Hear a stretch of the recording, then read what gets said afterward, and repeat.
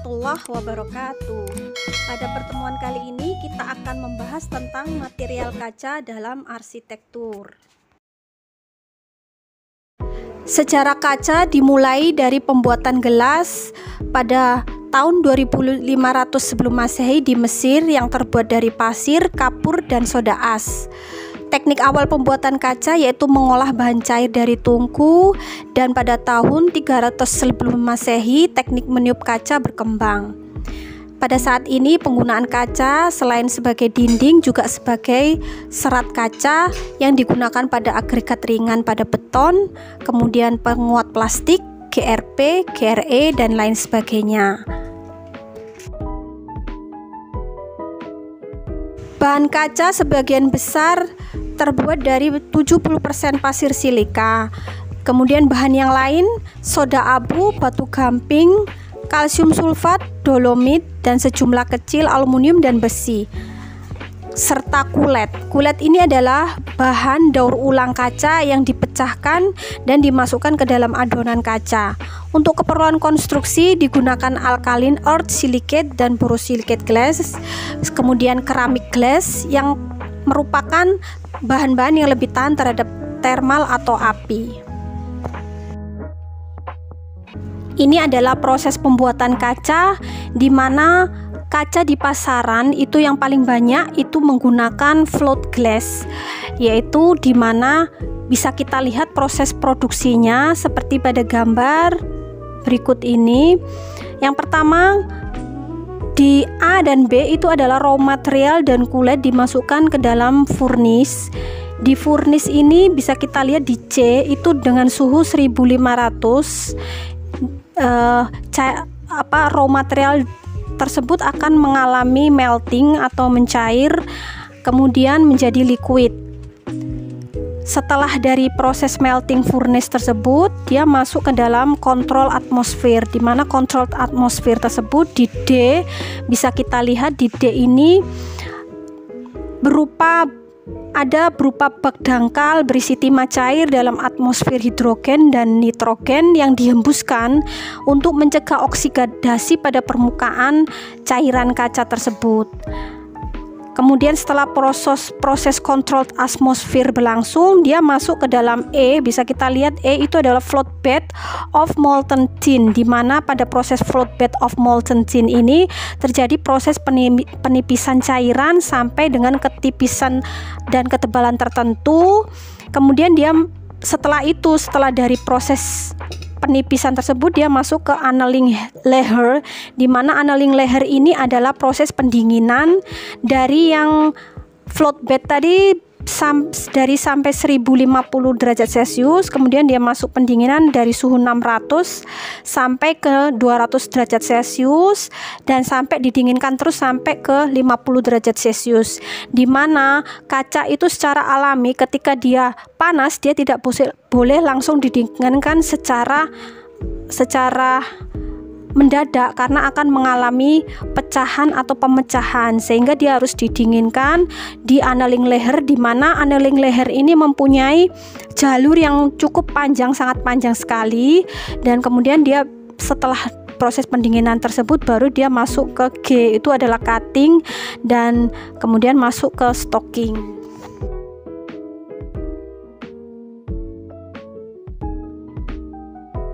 Ketebalan dari kaca untuk industri konstruksi itu 2-25 mm.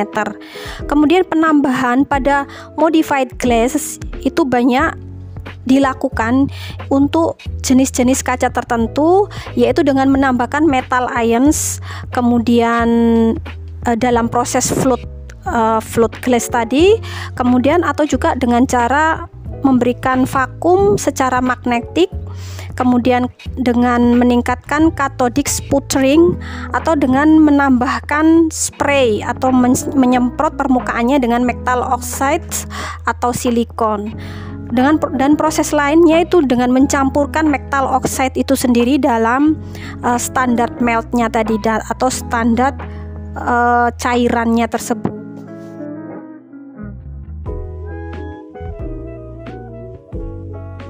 Jenis dari non-sheet product antara lain itu glass fibers atau serat kaca ya, yang terdiri dari continuous filament, di mana continuous filament ini berupa serat kaca yang menerus dengan diameter 9 mikrometer dan digunakan untuk pembuatan glass fiber reinforced polyester atau GRP, glass fiber reinforced cement atau GRC, dan glass fiber reinforced gypsum atau GRG digunakan untuk material-material tersebut.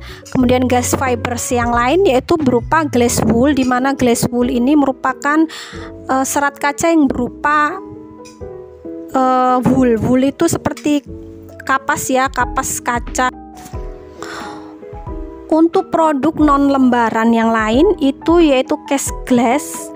Cast glass ini adalah sebuah bentuk kaca yang dia mengalami proses pencetakan atau dipres, yang dia bisa menjadi profile section, di mana profile section ini mempunyai bentuk profil tertentu, baik dia berupa kaca clear dan berwarna, dan bisa juga menggunakan atau tanpa stainless steel longitudinal wires atau kawat kumparan stainless steel.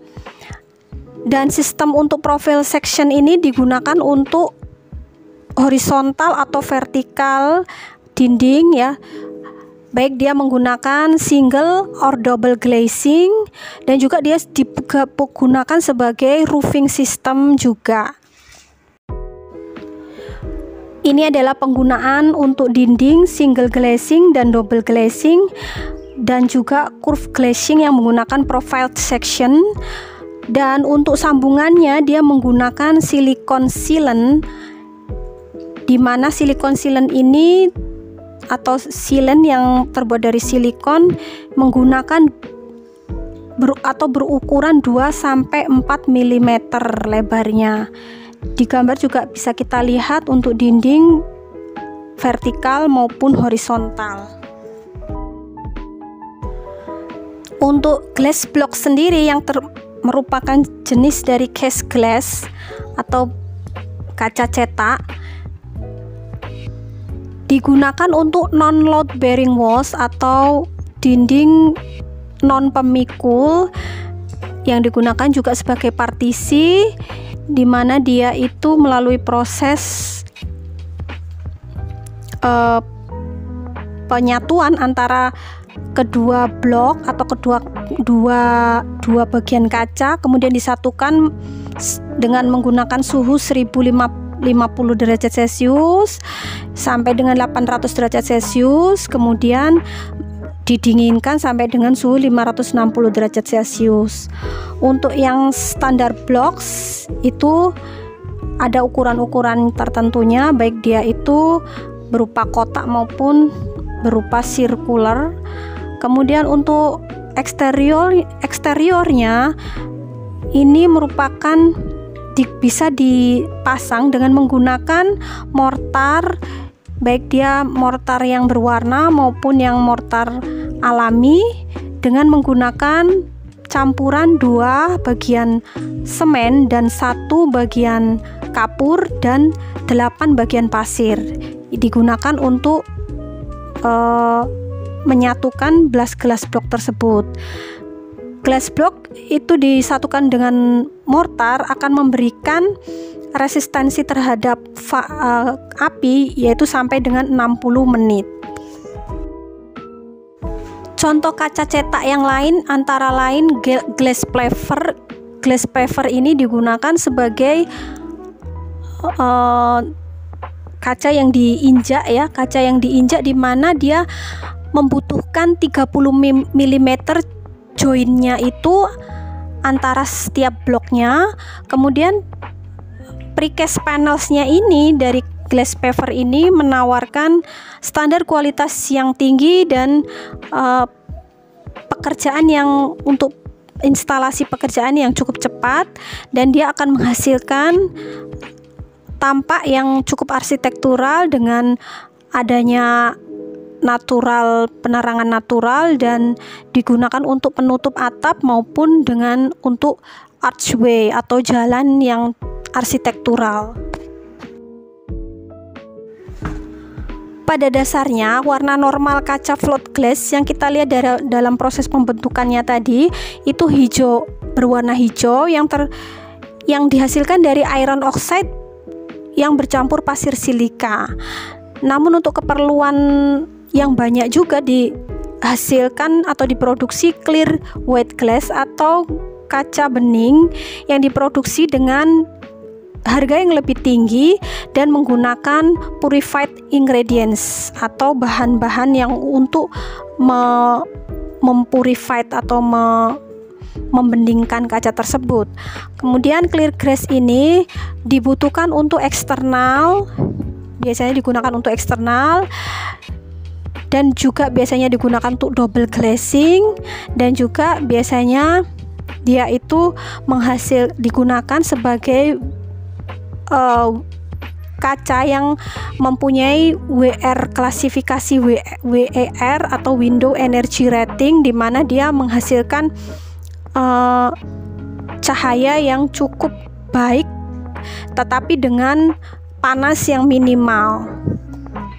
Untuk lembaran kaca yang lain yaitu pattern glass atau kaca corak, baik dia menggunakan token atau tempered glass atau laminate glass. Nanti kita akan pelajari keduanya. Untuk kaca corak ini bisa menggunakan double glazing untuk keperluan thermal, akustik maupun safety, dan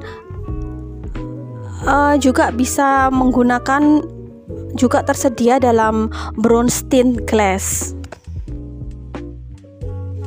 Produk lembaran kaca yang lain yaitu screen print glass, di mana ada proses penambahan white atau colored ceramic frit, itu diprintkan di atas kaca float glass ya. Kemudian dia dikeraskan dan dipanaskan yang menyebabkan keramik enamelnya itu timbul secara permanen di atas permukaan kaca. Ini digunakan di John Lewis Department Store, Leicester. Bisa kita lihat di gambar itu ada kedua permukaannya menggunakan screen print glass ya. Ini adalah lembaran kaca yang lain yaitu decorative edge dan sunblast glass. Kalau sunblast glass itu kita kenal dengan kaca es, dengan yang decorative edge itu menggunakan asam sebagai bahan abrasif yang menciptakan tampilan buram pada kaca. Jadi yang decorative edge itu menggunakan bahan asam, dan yang satunya menggunakan yang sunblast atau kaca es itu menggunakan ledakan pasir, sekam, kenari, dan lainnya yang digunakan untuk menciptakan tampilan buram yang dia itu digoreskan seperti digoreskan pada permukaan kacanya. Namun kelemahan dari jenis kaca ini, jika kelembapannya tinggi, terkena oli dan sentuhan jari dapat meninggalkan bekas yang sulit dihilangkan, terutama pada yang decorative edge. Untuk kaca yang digunakan itu dapat tempered glass atau laminated glass dengan opacity keburamannya antara 20-100%, dan untuk yang sandblasting ini lebih smooth daripada yang edge glass. Penggunaan produk lembaran kaca yang lain yaitu decorative colored glass. Ini adalah kaca dekorasi yang sering kita lihat. Kaca tersebut menggunakan timah, teknik solder pada sambungannya, serta menggunakan teknik pengecatan tertentu. Kemudian juga dia menggunakan tambahan ultraviolet, serta efek lain juga menggunakan polyester berwarna atau vinyl film dan akrilik yang digabungkan. Dan beberapa teknik tersebut dapat menghasilkan dekoratif colored glass yang cukup estetik, dan kaca juga yang digunakan dapat berupa tempered glass atau laminate. Ini adalah jenis lembaran produk kaca yang lain yaitu Georgian white glass. Georgian white glass ini adalah sebuah kaca yang dia fungsinya sebagai kaca pengaman atau safety glass. Kaca ini ketika retak potongannya itu tetap bersatu, dan ketika dia terkena api maka wear mesh-nya atau kawatnya itu menghilangkan panas, tetapi pada akhirnya kaca Georgian ini akan retak, terutama disemprot dengan air pada saat ketika terjadi panas. Namun ketika terjadi panas tersebut, wear mesh dapat menahan kaca pada posisinya dan mencegah lewatnya asap dan api. Untuk Georgian white glass ini bisa dipotong dan bisa disambung menjadi laminate glass, tetapi dia tidak bisa dikeraskan atau di token glass.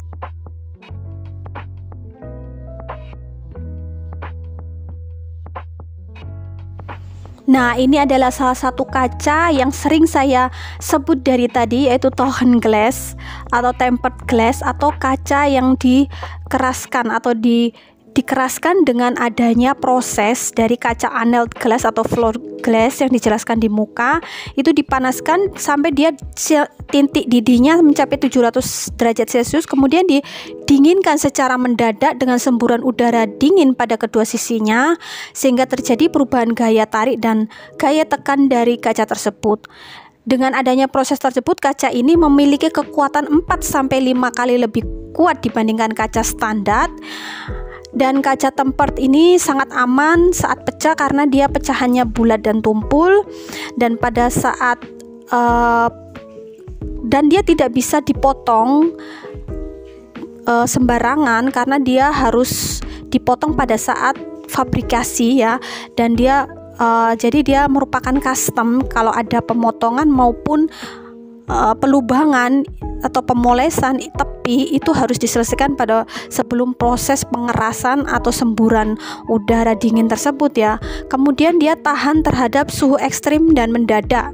Jadi token glass ini merupakan salah satu safety glass yang sering digunakan untuk pembuatan modifikasi kaca yang setelah disebutkan di muka tadi.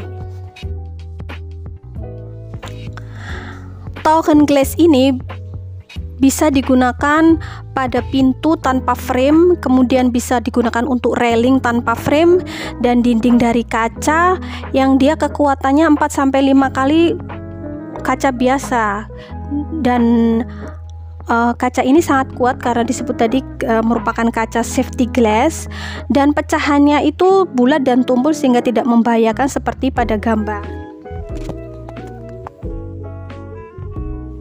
Nah, ini adalah jenis laminated glass yang tadi sudah sering saya sebutkan, yaitu merupakan kaca laminasi yang diproduksi dengan 2 atau lebih lapisan kaca, kemudian diantaranya diberikan lembaran polivinil butiral atau PVB atau resin polymethyl methacrylate dengan viskositas rendah.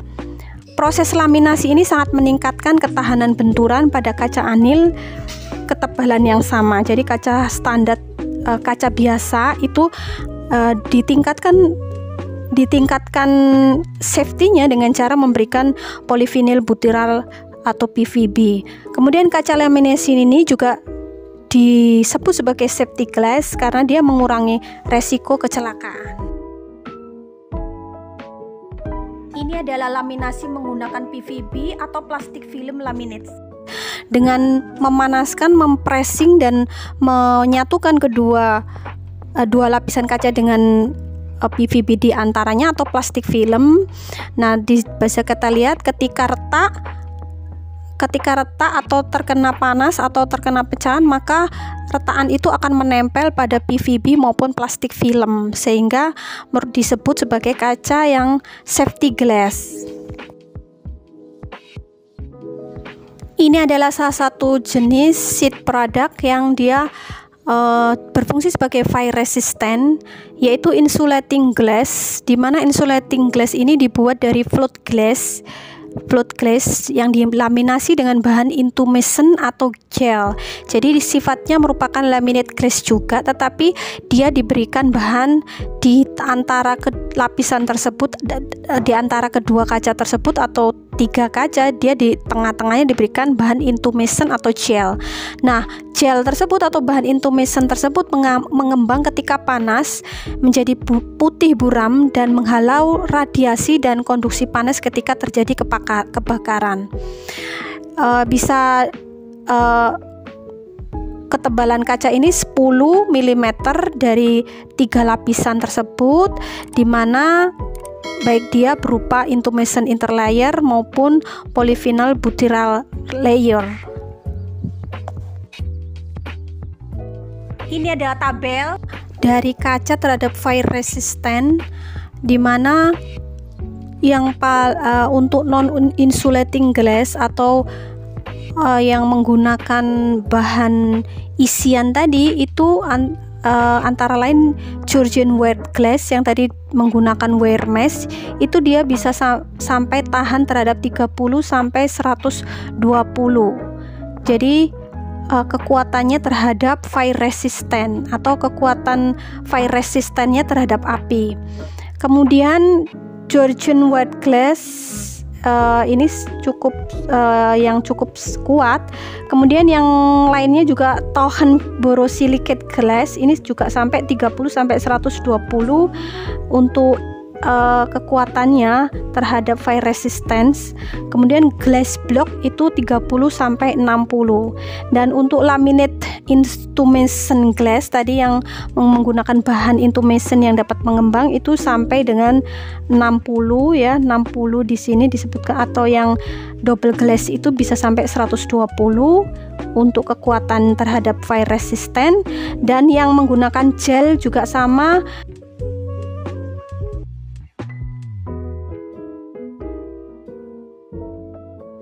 Energy conservation pada bangunan dapat dicapai dengan beberapa hal, antara lain jumlah COD dalam kilogram yang dipancarkan per meter persegi luas lantai per tahun.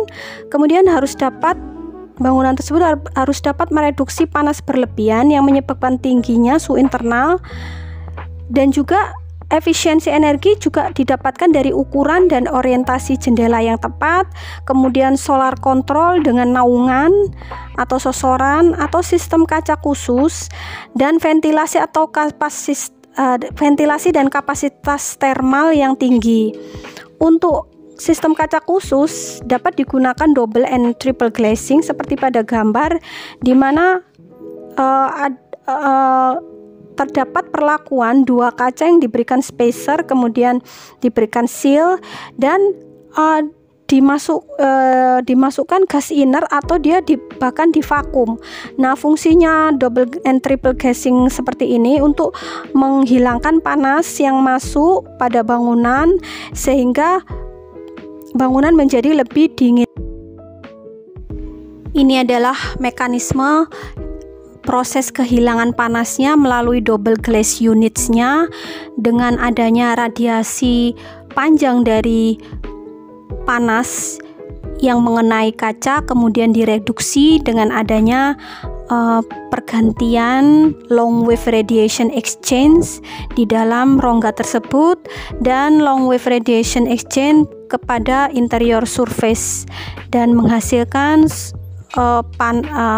panas yang dapat direduksi di dalam ruangan. Ini adalah beberapa jenis dari specialist glass, yaitu one way observation glass, di mana contohnya seperti kaca ribbon yang dia bisa melihat ke dalam, dari dalam keluar, tetapi yang di luar tidak bisa melihat ke dalam. Kemudian yang lainnya yaitu mirror glass atau kaca cermin. Kemudian anti reflection glass ini bisa mereduksi pantulan pada kaca. Kemudian ada juga jenis antibacterial glass yang bisa membunuh bakteri ketika menimpa pada kaca, dan beberapa jenis spesialis glass yang lain yang cukup banyak. Glass supporting system adalah sistem pendukung kaca yang merupakan sistem yang untuk fixing dari kaca itu sendiri pada posisi di tempatnya. agar tidak terjadi keruntuhan secara struktur, dan dia harus cukup fleksibel untuk menghadapi toleransi terhadap pergerakan akibat cuaca atau panas daripada kaca itu sendiri, baik dia pemuaian ataupun terkena angin ya. Kemudian jarak tepi minimalnya itu 3 mm itu diperlukan untuk kaca tunggal dan 5 mm untuk kaca ganda. Dapat kita lihat fixing glass pada Baker Street di London. Ini adalah glass portage system menggunakan sistem planar Pilkington di sebelah kiri yang membuat fasad kacanya menjadi rata dan tidak terputus, sehingga pendukung dari kaca itu sendiri merupakan sebuah aluminium, bisa kita lihat di gambar, dan itu difixingkan ke kacanya dengan menggunakan planar Pilkington tersebut. Sistem yang dapat digunakan ini merupakan sistem untuk kaca tunggal, ganda atau 3, baik dia vertikal atau miring. Yang sebelah kanan itu merupakan yang triple glazing sistemnya, dan ini cukup fleksibel untuk memungkinkan beberapa rotasi kaca terhadap pergerakan angin maupun thermal yang dapat menyebabkan pergerakan pada kaca. Jadi harus ada toleransi terhadap pergerakan akibat pemuaian kaca maupun terhadap rotasi akibat angin. Ini adalah pada Financial Times building in Docklands, London, di mana long clear facade sandwich between two aluminum clad solid ends. Jadi ada cladding solid berupa bahan tertentu, kemudian supporting sistemnya itu menempel pada cladding dan dia mencengkeram kaca dan terbuat dari klem stainless steel yang dibaut dan ada lubangnya. Jadi ini adalah supporting system yang menggunakan klem stainless steel.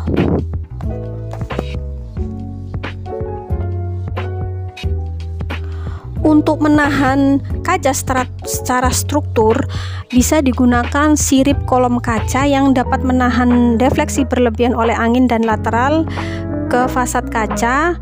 Bisa kita lihat di gambar.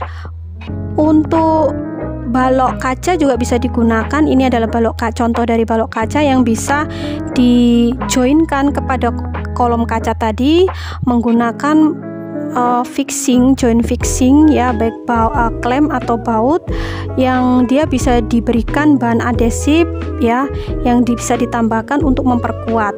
Kemudian bisa juga digunakan hal tersebut untuk jendela, untuk tangga, kemudian walkways, untuk floors, untuk balustrade serta kanopi menggunakan kolom kaca dan glass atau balok kaca ini.